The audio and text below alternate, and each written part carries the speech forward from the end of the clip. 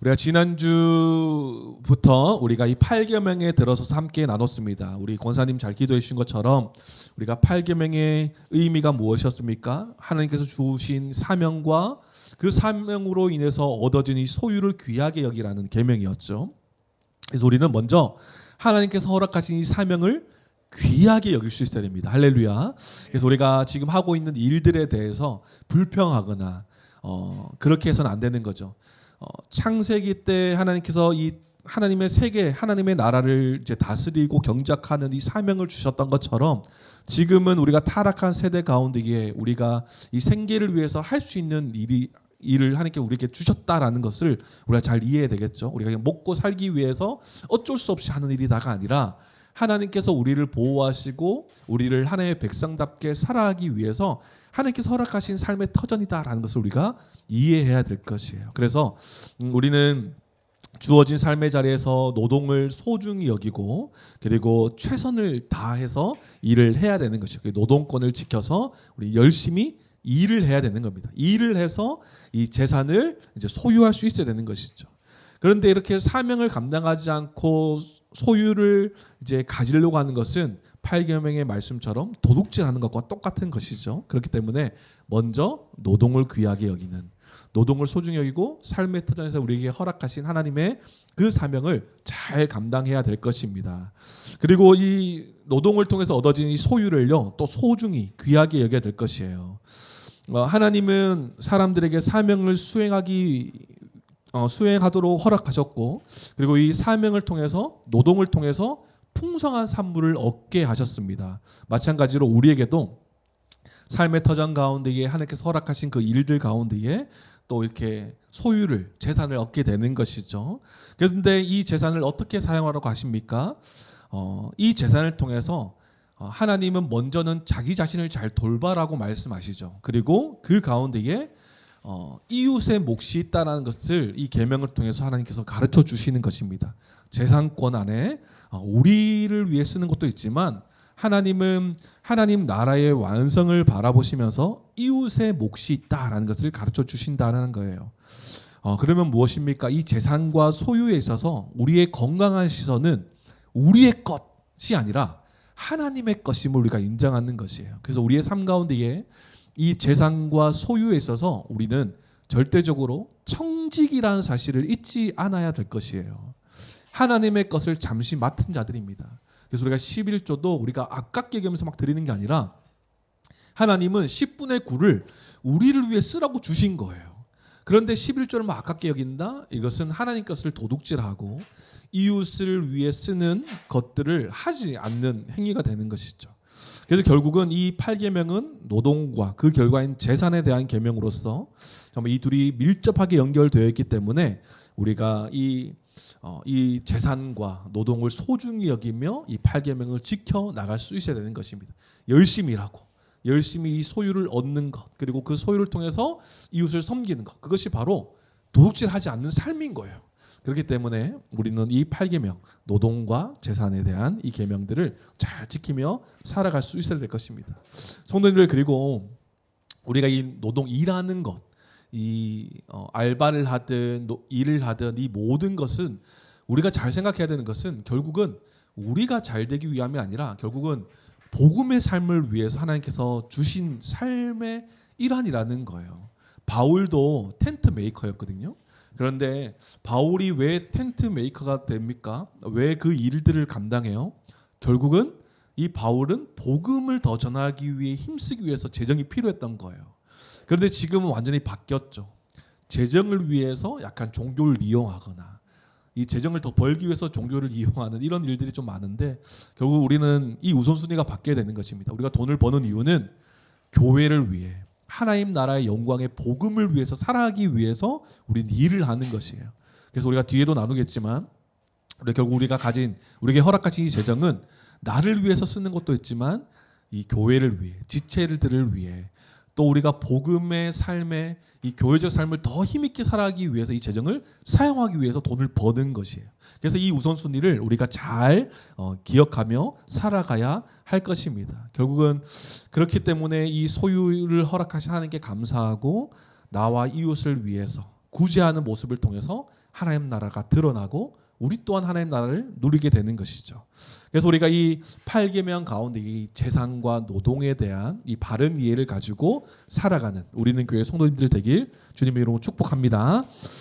오늘은 우리가 이 8계명의 의미를 잘 살펴봤는데 결국은 이 8계명을 우리가 지금 이 시대도 우리가 살아갈 수 있는 이유는 그리스도가 이 8계명을 직접 몸으로 성취하셨기 때문에 그리스도를 믿는 우리들은 이 8계명을 지킬 수 있는 자가 된 것이죠. 그런데 우리가 먼저 살펴볼 것은 우리는 이 8계명을 지킬 수 없는 죄인이었습니다. 모든 계명이 그렇지 않습니까? 우리는 이 계명들을 지킬 수 없는 죄인이었어요. 하나님으로부터 타락한 자이기 때문에 결국은 우리 가운데 하나님 두기를 싫어했던 그 마음 때문에 우리는 이 하나님께서 하나님께서 명령하신 이 모든 계명들을 지킬 수 없는 죄인이에요. 그리고 지킨다 한들 한계가 있는 존재들이었죠. 보실까요? 인간의 범죄로 말미암아요. 우리는 결국은 전반적인 타락한 모습이 가득한 모습입니다. 어떤 모습이 있습니까? 노동을 싫어하죠. 그리고 타인을 사랑하는 마음이 없어요. 무슨 말입니까?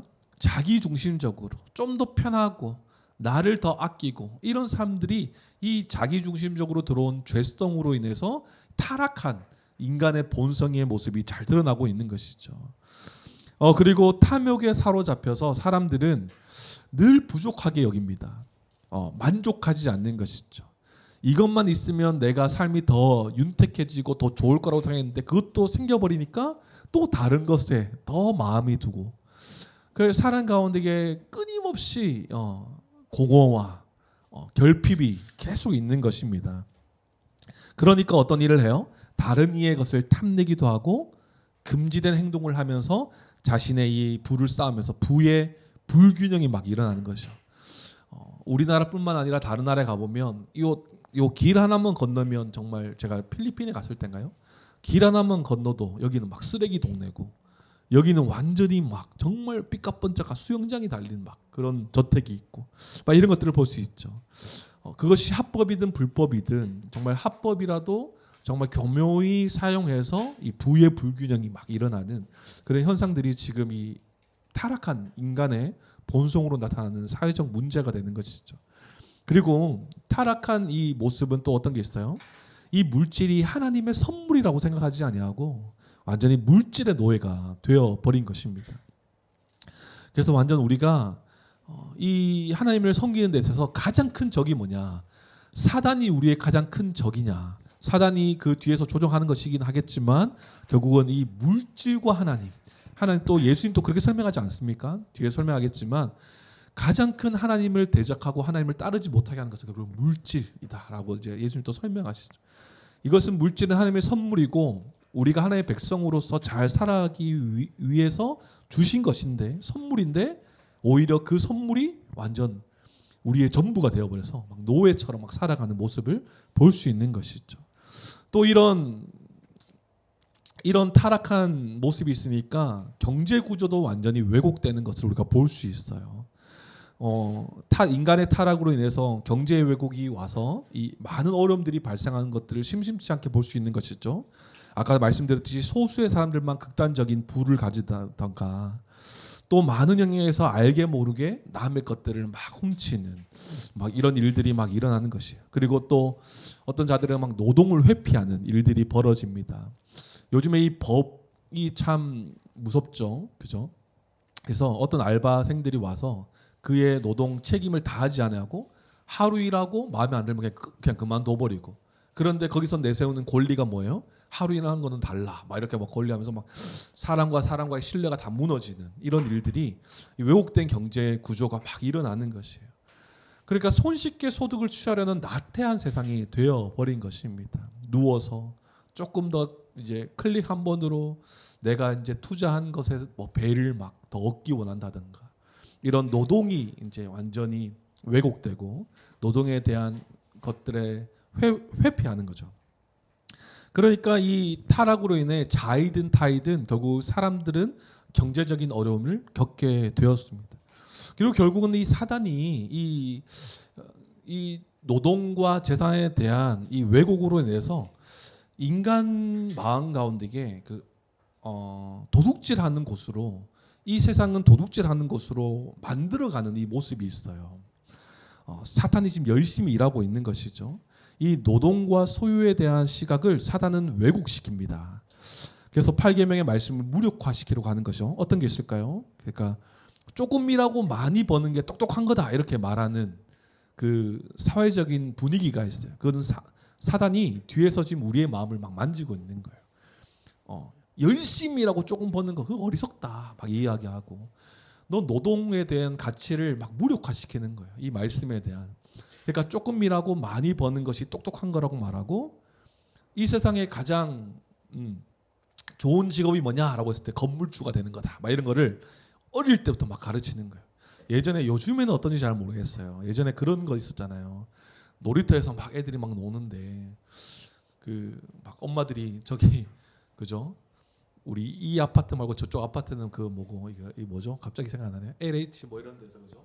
그런 데서 온 친구들 같이 놀지 마라 막 이러면서 이 부의 가치를 막 부모들이 막 그렇게 말하는 것들, 그런 것들, 돈이 최고다. 돈 많이 버는 게 최고다라는 것을 어릴 때부터 막 아이들에게 상기시키고 주입시키는 거. 그래서 부모들도 자기가 이루지 못한 그 만족을 자녀들에게 투영해서 자녀들이 못다한 꿈을 자녀들이 이루도록 막 이렇게 하는 것들을 우리가 볼 수 있는 것이죠. 그러니까 사단이 뒤에서 계속해서 이런 잘못된 시각과 이 왜곡, 노동과 소유에 대한 왜곡들을 계속해서 집어넣는 것이에요.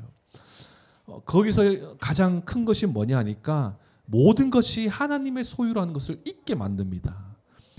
하나님의 것이라는 것을 잊으니까 어떻게 돼요? 모든 것이 자기의 노력으로 자기의 소유가 되었다라고 생각하는 것이죠. 그러니까 하나님께 감사하지도 않고 이웃을 위해 사용하지도 않습니다. 오직 자기만을 사용하는 것을 볼 수가 있어요. 그로 인해 하나님의 것을 도둑질하는 경우가 생겨나게 시작하는 것입니다.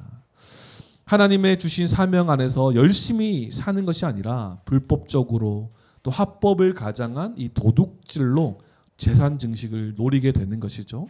아까도 말씀드렸지만 일확천금 이런 거, 부동산 투기나 코인이나 로또나 이런 것들로 자신의 재산을 증식하려는 것, 또 자기가 일한 노력의 대가가 아니라 남이 일한 대가를 가져와서 나의 부를 쌓으려고 하는 것, 세금 탈세나 법을 교묘에 빠져나가서 재산을 증식하는 것, 이 모든 것들을 결국은 사단이 이 세상, 이 사회를 도둑질하는 사회로 완전히 이제 자리 잡으려는 악한 의도가 있는 것이죠. 타락한 인간의 삶 가운데, 그런 세상 가운데는 이런 모습이 만연합니다. 당연하다라고 말할 수는 없지만 사단이 결국은 지금 인간의 마음을 막 움직이고 있고, 또 이 돈에 대해서 타락한 인간들은 하나님을 두기 싫어했기 때문에 이 재산에 대해서, 노동에 대해서 잘못된 시선을 가지고 이렇게 살아가는 것이죠. 타락한 인간과 세상은 이런 모습이지만 그리스도께서요, 예수님께서 이 8계명이 어떤 의미인지 제대로 가르쳐 주시기 위해서, 이 문제를 해결하시기 위해서 이 땅 가운데 오셨습니다. 보시면 이 예수님께서 이 8계명을 이런 타락한 세상 가운데에, 타락한 인간의 생각 가운데에 이 8계명을 어떻게 가르쳐 주십니까? 첫 번째는 재물의 노예가 되지 말라고 경고하시죠. 예수님은 재물을 사랑하며 섬기는 자는 하나님을 섬기지 못한다고 말씀하십니다. 우선순위를 제대로 두라라고 말씀하시죠. 마태복음 6장 24절. 한 사람이 두 주인을 섬기지 못할 것이니 혹 이를 미워하고 저를 사랑하거나 혹 이를 중히 여기고 저를 경히 여김이라. 너희가 하나님과 재물을 겸하여 섬기지 못하느니라. 하나님을 따르고 하나님을 섬기는 데 있어서 가장 방해가 되는 것은 재물이라는 거예요.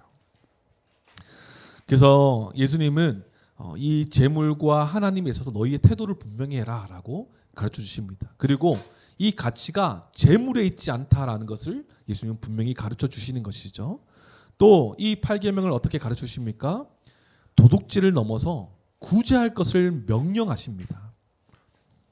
이 재정을 가지고 너희가 너희의 유익을 위해서 더 사용하는 것이 아니라 구제해야 된다, 남을 위해 써야 된다라는 것을 가르쳐 주세요. 성경에 부자 청년의 얘기가 나오지 않습니까? 청년이 나와서 예수님 어떻게 하면 예수님을 따를 수 있습니까? 라고 물었을 때 예수님께서 이 십계명의 내용을 막 해요. 간음하지 말라, 살인하지 말라, 다 말해요. 그러니까 이 청년이 저는 그걸 다 지켰습니다 라고 말하죠. 그러면서 예수님께서 한마디를 하십니다. 뭐라고 말씀하십니까? 한 가지가 부족하다.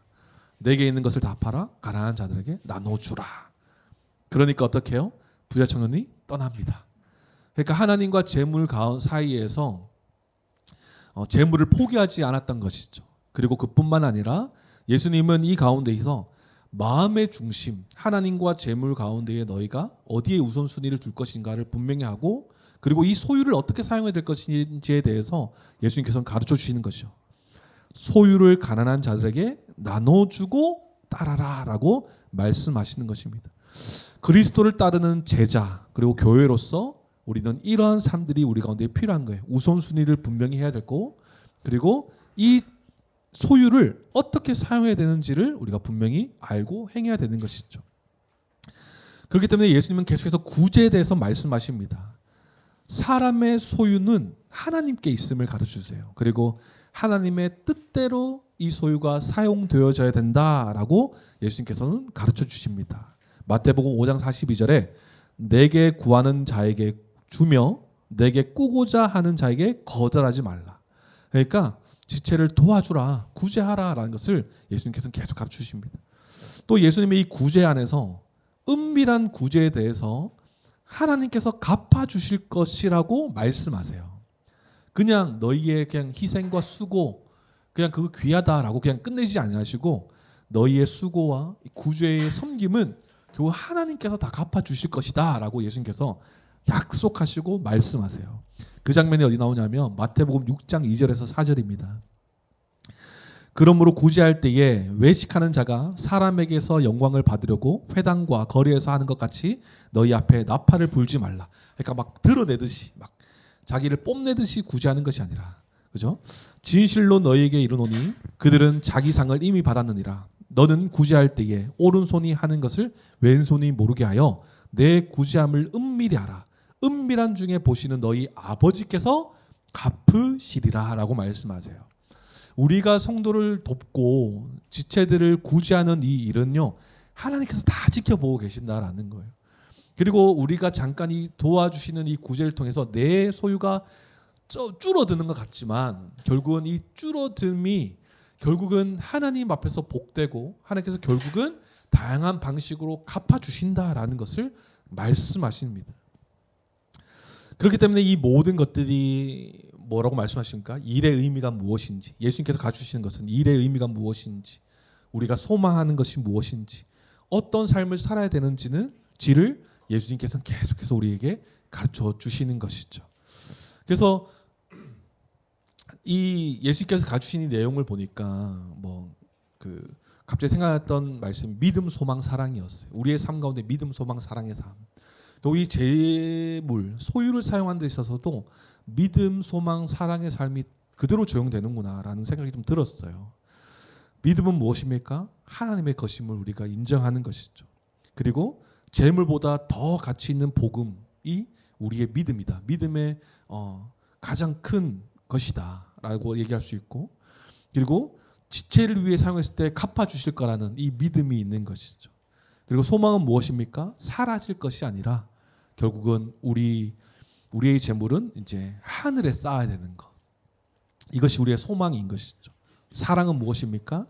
결국은 우선순위를 하나님께 두고, 그리고 재물에 있어서 재물을 하나님께 두고, 그리고 이 재물을 이웃 사랑에, 구제하며 생명을 살리는 일에 사용해야 되는 것. 이렇게 좀 정리가 되더라고요. 그래서 결국은 예수님께서는 이 재물에 대해서 결국은 우리를 위해 쓰는 것도 있지만 이웃을 위해 구제할 것, 도둑질을 넘어서 구제할 것을 계속해서 가르쳐 주십니다. 이렇게 가르침만 받고 끝나면 우리는 이제 살 수 없는 존재죠. 하지만 예수님은 이 8계명을 성취하셔서 또 우리는 그리스도를 믿어서 이 8계명을 지킬 수 있는 자들이 되었습니다. 할렐루야. 예수님께서 어떻게 이 8계명을 성취하십니까? 속여 빼앗는 도둑질이 아니라 자기 자신을 온전히 내어주셨어요. 본을 보이신 것이죠. 요한복음 10장 10절 도둑이 오는 것은 도둑질하고 죽이고 멸망시키려는 것뿐이요 내가 온 것은 양으로 생명을 얻게 하고 더 풍성히 얻게 하려는 것이라. 아멘. 도둑은 누굽니까? 마귀 사탄이죠.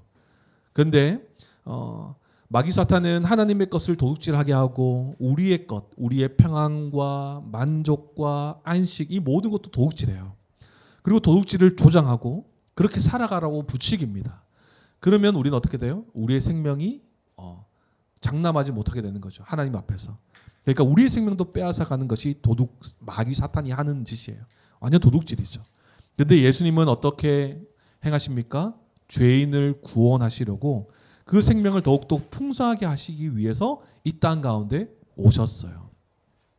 그래서 예수님은 자기 자신의 삶, 예수님의 일생을 보면 자기 자신을 온전히 내어드리는, 남의 것을 빼앗는 모습이 하나도 없어요.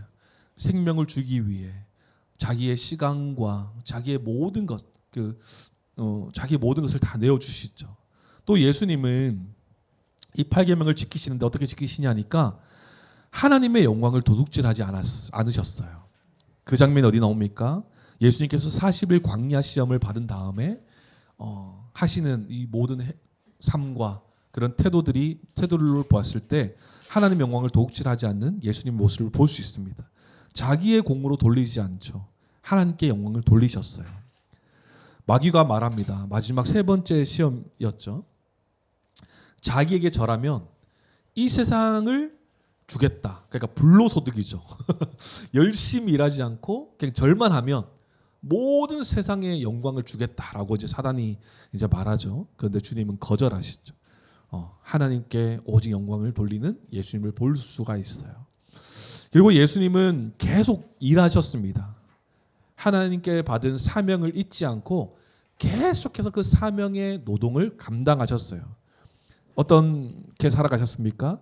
안식이라도 일하는 게 맞느냐 이런 막 논쟁이 있을 때 예수님께서 내 아버지도 일하시니 나도 일한다라고 말씀하시면서 안식이라도 말씀을 가르치시고 병든 자를 고치시고 하신 일들을 막 하세요. 그리고 예수님은 새벽부터 밤까지 계속 하나님 나라 복음의 비밀을 가르치시고 병자를 고치시고 사람을 만나셨어요. 예수님의 삶 가운데 게으름을 찾아볼 수가 없는 것이죠. 하나님께서 주신 시간과 모든 관계 가운데에서 게으름을 찾아볼 수가 없는 거예요. 하나님 것을 도둑질하지 않는 예수님의 모습을 볼 수 있는 것입니다. 열심히 사명을 감당하셨어요. 이렇게 예수님은 8계명을 지키시며 살아가셨습니다. 그 예수님 안에서 우리도 이렇게 살아갈 수 있는 자들인 거예요. 그리고 예수님은 결국은 가장 크게 8계명을 지키신 모습이 어떤 모습입니까? 결국은 십자가로 예수님이 이 8계명을 성취하시죠. 자기 자신을 내어주셨다. 가장 크게 드러나는 장면이 어디입니까? 그 장소가 어디입니까? 십자가예요. 십자가에서 자기 생명을 내어주심으로써요. 하나님의 영광을 도둑질하지 않고 우리의 죄를 씻어 주셨습니다. 할렐루야. 에베소 1장 7절 우리는 그리스도 안에서 그의 은혜의 풍성함을 따라 그의 피로 말미암아 속량 곧 죄사함을 받았느니라. 하나님께서 주신 사명도 끝까지 완성하셨고 그리고 우리의 죄를 십자가에서 다 씻어 주심으로써 타락하여 8계명을 지킬 수 없는 그 죄인들의 모든 죄를 다 씻어 주시고 성령님께서 그리스도와 연합하게 하셔서 이 8계명을 지킬 수 있는 자로 지키신 예수님을 통하여 지킬 수 있는 자로 우리를 변화시켜 주셨어요. 예수님은 죄인들을 위하여 자기 목숨을 내어주심으로써 8계명을 성취하시고요. 우리를 온전하게 하셨습니다. 자기를 비워 종의 형체를 가지시다. 그죠? 사람의 모양으로 나타나시고 자기를 죽기까지 복종하셨다. 라고 성경에 기록되어 있지 않습니까? 죄인들은요. 타락한 죄인들은 하나님의 영광을 도둑질하고 남을 위해 내어 주기는커녕 자기 부를 위해서 남의 것을 오히려 더 빼앗아 살아가는 자들, 남의 것을 빼앗아 더 높은 자리를 차지하려고 하는 것, 자기 영광을 취하려고 하는 것이 이 타락한 죄인의 모습입니다. 하지만 예수님은 이러한 모습과 반대로 오히려 자기를 낮추셨어요. 죽기까지 복종하셨죠. 이런 죄인들을 위해 십자가에서 자신을 온전히 내어주심으로써 도둑질과 반대되는 섬김과 구제와 생명을 우리에게 주셨습니다. 할렐루야. 그래서요, 우리는 예수를 믿는 자이기 때문에 이제 도둑질과 반대되는 삶을 그리스도 안에서 할 수 있는 자임을 우리는 기억할 수 있어야 되는 것이에요. 이제 우리는 그리스도와 연합한 자로 세상의 불법과 무질서함 가운데에서 우리는 그리스도처럼 온전히 순종할 수 있는, 순종함으로 사명을 감당할 수 있는 자들이 되었어요. 그리고 자신의 소유를 통해서 이웃을 섬기고 구제할 수 있는 자들이 된 것입니다. 우리는 지각이 바뀐 자들이에요. 노동을 어떻게 생각하는지, 이 소유를 어떻게 생각하는지 지각이 바뀐 자들입니다. 그리고 우리는 그리스도를 믿어 의롭다함을 얻은 자이기 때문에 이 생명이 우리의 노력, 우리의 공로에 있는 것이 아니라 그리스도의 십자가의 공로에 있는 것을 아는 자들이에요. 믿는 자들이에요. 그렇다면 이제 어떻습니까? 살아가야 되겠죠. 지각이 바뀌고 우리의 중심이 바뀌었다면 이제는 우리는 이 8계명을 지키며 살아가는 교회가 되었어요. 우리는 이제 교회적 존재로서 이 8계명, 도둑질에 반대되는 구제와 섬김과 자기 희생, 이 모든 것들로 우리는 하나님 나라의 영광을 드러내며 살아가야 되는 것입니다. 그래서 우리가 이 8계명을 우리가 한번 보면서 우리가 교회적 존재로서 그리스도를 믿어 의롭게 된 교회적 존재로서 우리가 어떻게 살아가야 될까, 이것들을 우리가 한번 적용해 봤으면 좋겠습니다. 우리가 이 8계명을 어떻게 지키며 살아가야 될까요? 결국은 구제해야 되는 교회예요. 구제로 이 초월성을 나타내는 교회가 되어야 되는 것입니다. 초대교회를 먼저 한번 살펴보죠. 초대교회의 특징이 무엇이었습니까? 이 소유에 있어서 자기의 것이라고 말하는 자가 없었어요. 서로의 것을 나누는 교회가 되었습니다. 자기 소유를 주장하지 않으니까 서로의 것을 나누는 교회가 되었어요. 예수님 안에서 한 마음 한 뜻이 되니까 물건을 통용하기 시작했습니다. 사도행전 4장 32절 상반절에 믿는 무리가 한 마음과 한 뜻이 되어 모든 물건을 서로 통용하고 라고 말씀하세요. 그러니까 초대교회 성도들의 마음 가운데는 어떤 마음이 있습니까? 하나님께서 주신 소유 안에는 분명하게 다른 사람의 목이 있다라는 것을 인식하고 살았다라는 거예요.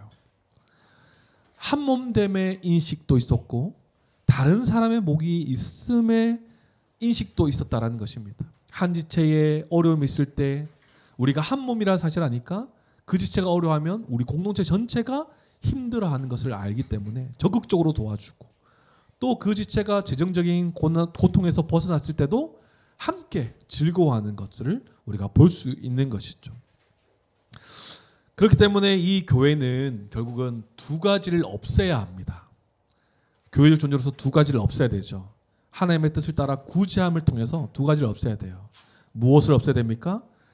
자기 재물을 조금이라도 자기 것이라 하는 이가 하나도 없더라라고 사도행전에 기록되어 있죠.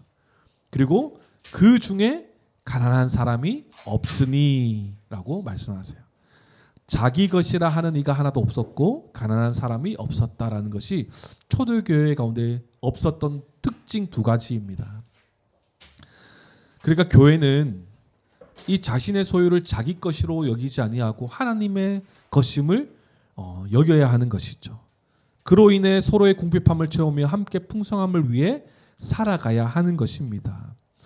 그래서 교회를 살펴보면 옆 지체들이 막 이제 힘들어하고 있는데 막 나 몰라라 할 수 있는 것은 교회적 모습이 아닌 것이죠. 그래서 우리가 이 부분도 우리가 삶에 있어서 우리가 이제 교회로서 우리가 한번 또 서로를 돌아보는 이 삶이 너무나 필요한 것 같아요. 그리고 신명기 말씀에도 그렇게 나와 있어요. 신명기 15장 4절 5절에도 내가 만일 내 하나님 여호와의 말씀만 듣고 내가 오늘 내게 내리는 그 명령을 다 지켜 행하면 내 하나님 여호와께서 내게 기업을 주신 땅에서 내가 반드시 복을 받으리니 너희 중에 가난한 자가 없으리라 라고 기록되어 있어요. 그러니까 이 가난의 소멸은요, 하나님 나라의 가장 큰 특징인 것입니다.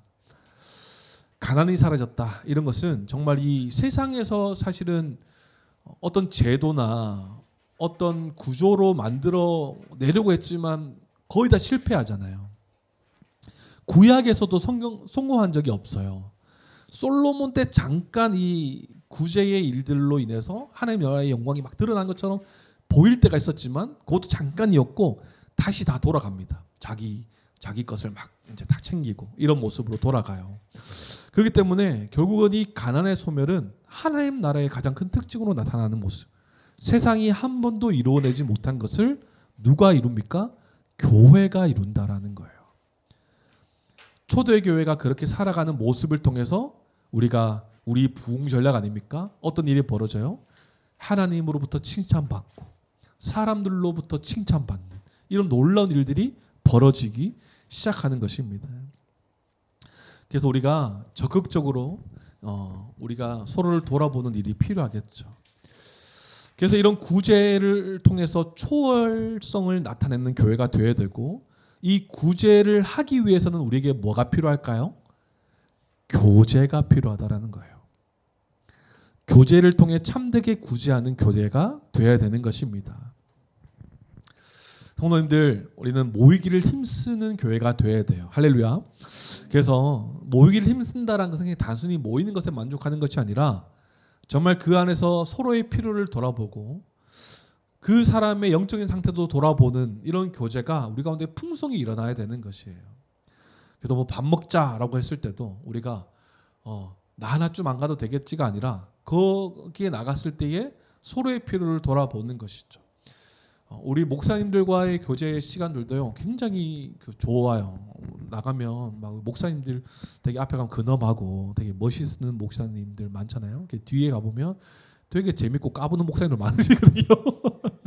그러면서 그 목사님이 진짜 지금 실제적으로 겪는 이제 힘듦이 어떤 것이 있는가, 그리고 지금 그 교회에 축하할 일이 뭐가 있는가, 그 삶과 이런 것들 막 보면서 성경 연구도 너무나 정말 유익이 있지만 같이 축구하면서 몸을 부딪히고 막 하고 또 카페에 가서 막 얘기하고 이런 시간을 통해서 되게 유익을 많이 얻는 거예요.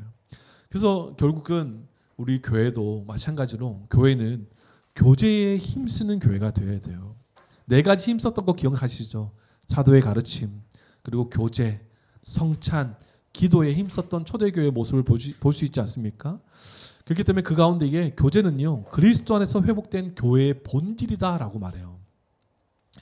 히브리서 10장 24절 25절 말씀 이렇게 말씀합니다. 서로 돌아보아 사랑과 선행을 격려하며 모이기를 패하는 어떤 사람들의 습관과 같이 하지 말고 오직 권하여 그날이 가까움을 볼수록 더욱 그리하자라고 말씀합니다. 그러니까 이 교제의 방식은요 우리가 그냥 사람의 성향에 따라 모이는 것이 아니라 이 교제도 어떤 특징을 가져야 되냐 하면 삼위 하나님이 존재하는 방식으로 우린 교제할 수 있어야 돼요. 삼위 하나님께서 사랑하시는 방식으로, 삼위 하나님께서 교제하시는 방식으로, 삼위 하나님이 동역하시는 방식으로 우리는 교제할 수 있어야 되는 것이에요. 교제를 통해 유익이 무엇입니까? 그 지체의 영육 상태를 알 수 있는 좋은 터전이 교제 아니겠습니까? 자주 모이니까, 초대교회도 그랬어요. 자주 모이니까 그 사람의 영적 상태, 육적 상태를 확인하고 도울 수 있었다라는 거예요.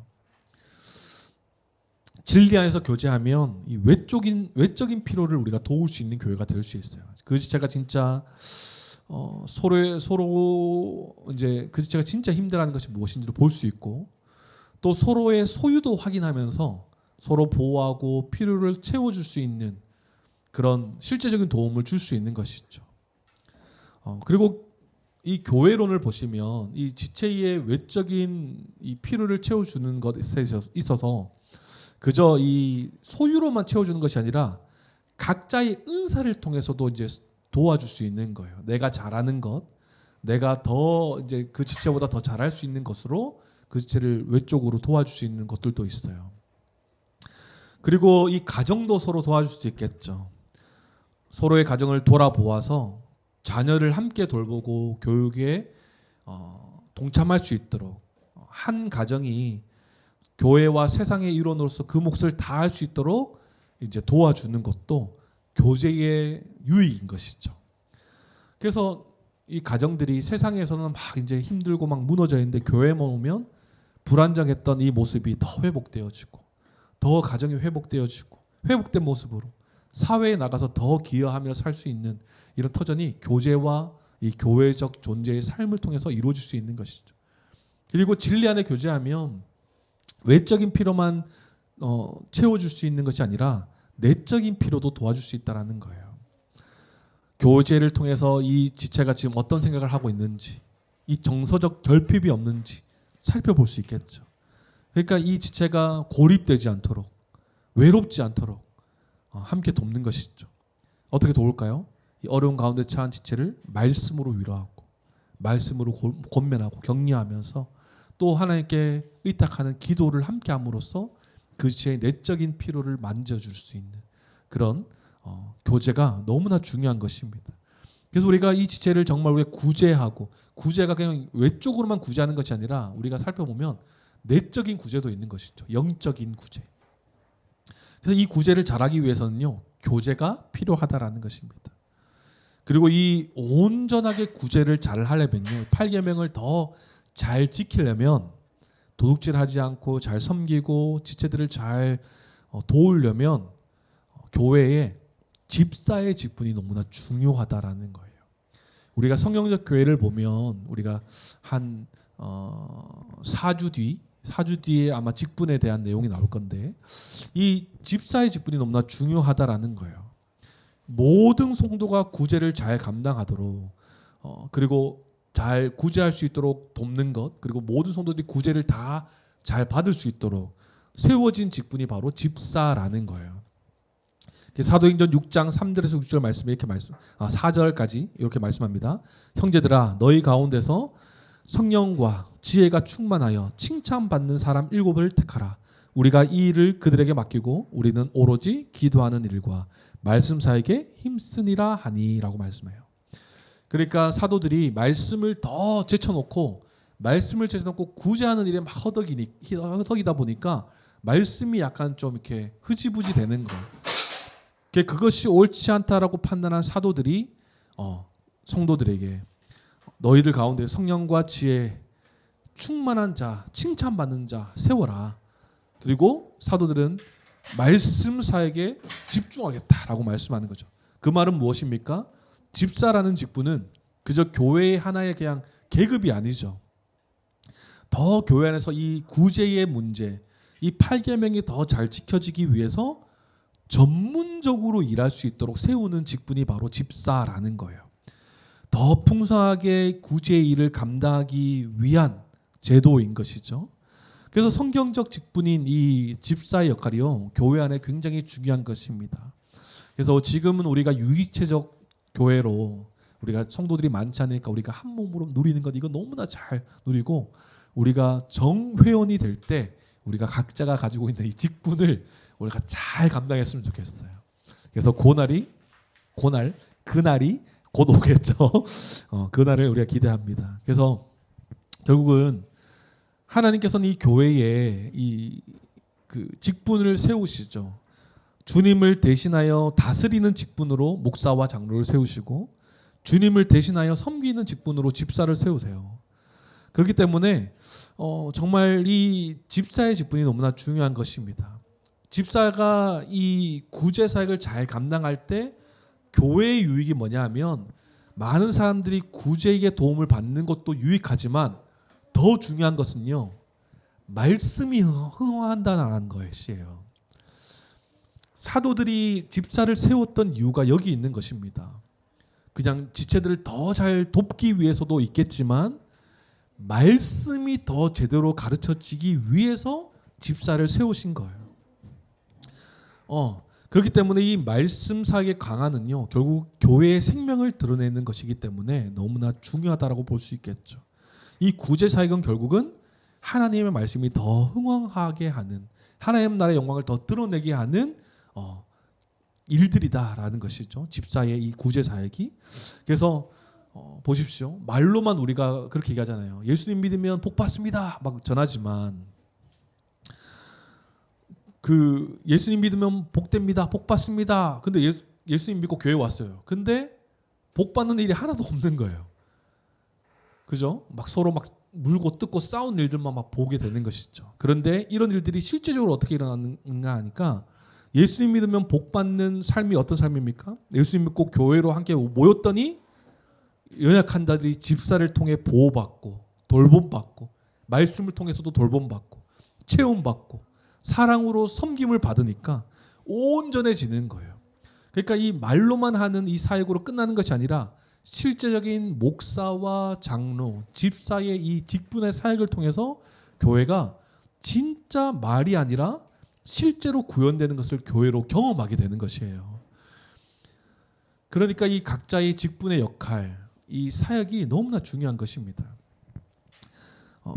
손원이를 구제 사역이 제대로 이루어지면요, 하나님 나라가 이 땅에 임했다는 것이 확연하게 드러나게 되는 것입니다. 한번 그려보죠. 구제 사역이 제대로 이루어진다라는 것은 결국은 말씀의 올바른 가르침이 더 이제 일어나겠죠. 그런 말씀의 가르침이 더 올바로 일어나면 교회적 존재로 가야 된다라는 이 확신이 더 들겠죠. 그러면 그 교회적 존재로서 또 다시 직분의 역할, 그죠? 이 사명을 잘 감당하는 것이에요. 그러면 결국은 결과는 하나님 나라를 누리기도 하고 세상에 하나님 나라를 드러내는 그런 결과가 나타나는 것입니다. 결국 이 교회의 하나님 나라의 영광의 비결은요, 하나님의 말씀에 있어요. 말씀을 잘 배우고 우리가 나아갈 때에 우리가 더 살아날 수 있다는 것이죠. 그러면 이 말씀이 더 제대로 증거되기 위해서는 구제 사역을 맡은 이 집사의 직분이 너무나 중요하다라는 것입니다. 성도님들, 우리가 이렇게 교회적 존재로서 우리가 구제하기 위해 교제하고, 또 교제하고 구제함으로써 교회가 올바르게 8계명을 지킬 수 있도록 집사의 직분 우리가 소중하게 여기고, 또 우리가 또 조직체적 교회로서 이 집사의 직분을 잘 세워나가는 그런 교회가 되기를 소망합니다. 그래서 우리가 이제 8계명을 마무리해보면요, 지난주도 나눴지만 현대적으로 우리가 한번 보면 명백한 도둑질, 우리가 은밀한 도둑질 있지 않았습니까? 이런 것들을 우리가 철저히 금지해야 될 것이에요. 타인의 소유에 대한 불법적인 사용이나 점거하는 것, 속임수, 인권 침해나 강탈, 노동착취 이런 거죠. 식민 통치, 공산주의 이런 것들은 명백한 도둑질로서 절대 하지 말아야 되는 것입니다.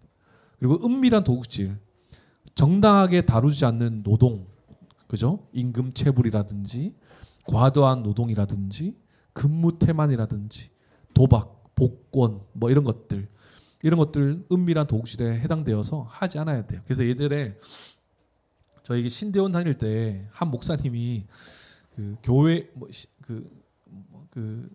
목사님 어떤 수업이었는데, 수업 제목 이름이 잘 생각나네요.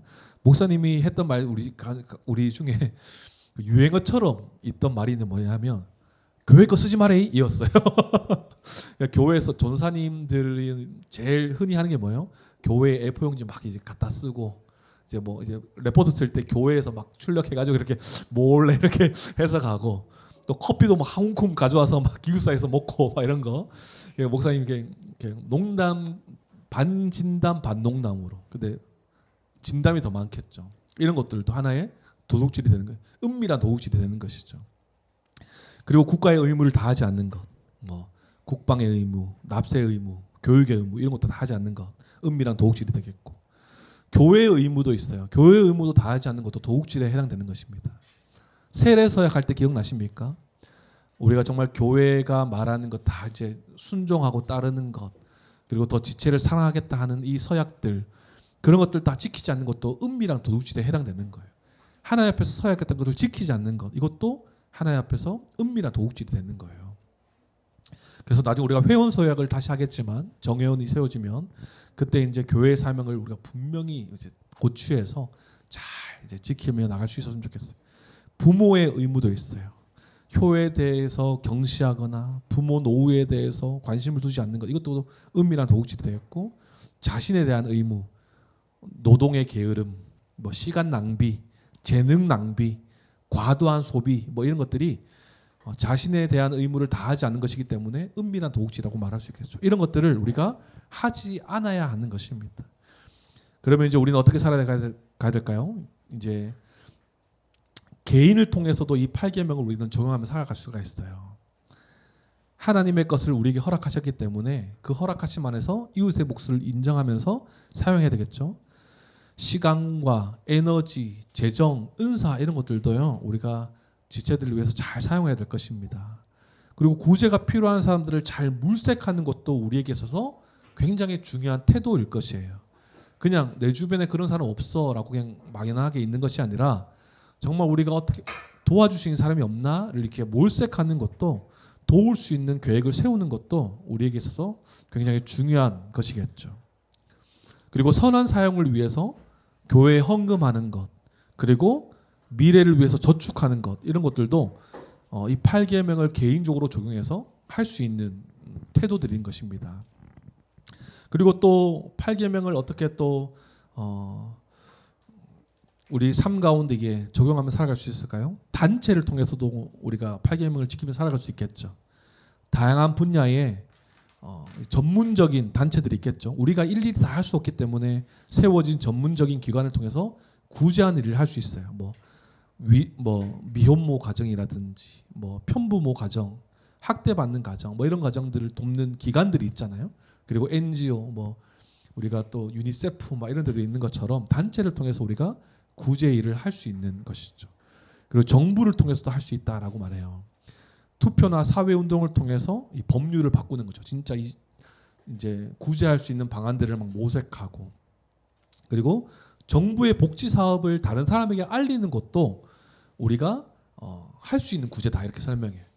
이 구제 이 복지 사업이, 너무 좋은 복지 사업이 우리만 막 알고 끝내는 것이 아니라, 우리만 누리고 끝낸 것이 아니라 이것을 알려주고 그것을 또 이제 누리게 하는 것도 이제 좋은 적용이다라고 말 수 있겠죠. 오늘 우리 8계명 우리 달려왔습니다. 우리 한번 마무리해 보면 8계명의 의미가 무엇이었습니까? 사명과 소유를 귀하게 여기라는 것이었어요.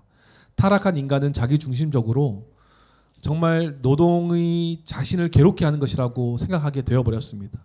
좀 더 쉽게, 좀 더 편하게 재산을 증식하기를 원해요. 소유뿐만 아니라 하나님의 것을 빼앗아 자기 것인 양 살아갑니다. 소유도 그렇고 재능도 그렇고 은사도 그렇고 자기 것인 양 살아가는 이런 악한 세대를 우리가 살아가고 있습니다. 그렇게 살아갈 때 우리에게 부가 쌓이겠지만 그 가운데서조차도 만족이 없다라는 것이에요. 이런 비참하고 절망적인 모습 가운데에 참 생명과 참 소망을 주시기 위해서 예수님께서 이 땅 가운데 오셨습니다. 속여 빼앗는 이 사단을 십자가와 부활을 통해 굴복시키시고요.